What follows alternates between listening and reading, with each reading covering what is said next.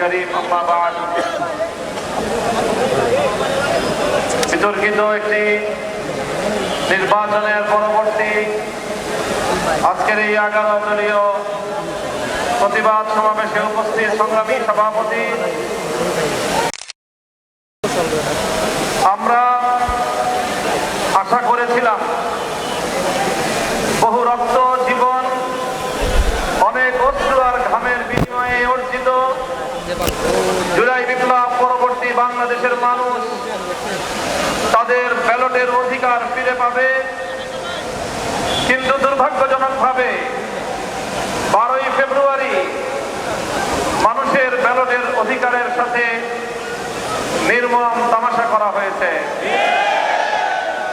সারাদিন শান্তিপূর্ণ নির্বাচনের প্রকাশ্য নাটক সাজিয়ে সন্ধ্যার পর থেকে সূক্ষ্ম ইঞ্জিনিয়ারিং এর মাধ্যমে টার্গেটকৃত ব্যক্তিদেরকে জাতীয় সংসদে যাওয়ার পথে প্রতিবন্ধকতা সৃষ্টি করা হয়েছে। ডিপ স্টেটের এজেন্ডা বাস্তবায়ন করতে বাংলাদেশের জনগণের অর্থে লালিত প্রশাসন ব্যবহৃত হয়েছে। সিসি, আপনাকে বলতে চাই, আপনার পূর্ববর্তী সিসির পরিণাম থেকে আপনি শিক্ষা গ্রহণ করুন। আমরা যে আপত্তি জানিয়েছি, সঠিক তদন্তের মাধ্যমে জনগণের ব্যালটের অধিকার যদি ফিরিয়ে না দেন, বাংলার মানুষ জোর করে তাদের অধিকার কেড়ে নেবে ইনশাআল্লাহ। আপনাদের এই প্রহসনের প্রতিবাদ করার পর গোটা বাংলাদেশ জুড়ে আমাদের 11 দলীয় নির্বাচনী ঐক্যের নেতা কর্মী সমর্থকদের উপর যেই পৈশাচিকতা চালানো হচ্ছে, আমাদের বোনদেরকে ধর্ষণ করা হয়েছে, আমাদের মা বোনদের শ্লীলতাহানি শুধু নয়, তাদেরকে শারীরিকভাবে লাঞ্ছিত করা হয়েছে, আমাদের বাড়ি ঘরে অগ্নিসংযোগ করে বাংলাদেশে আবার নতুন করে ফ্যাসিবাদ ফিরিয়ে আনবার পায়তারা চালানো হচ্ছে।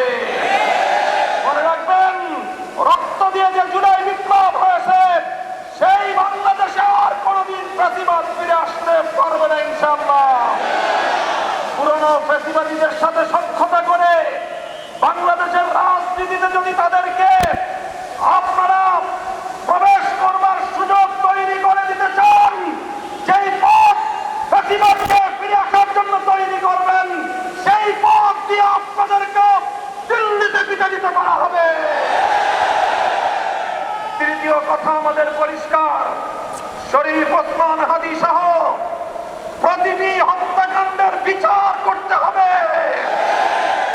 জুলাই বিপ্লবের আকাঙ্ক্ষা বাস্তবায়ন করতে হবে। জুলাই স্প্রিট থেকে যদি এক চুল পরিমাণ বাংলাদেশকে বিচ্যুত করার আবার মাঠে নামবো, আবার মাঠে নামবো, আবার মাঠে নামবো।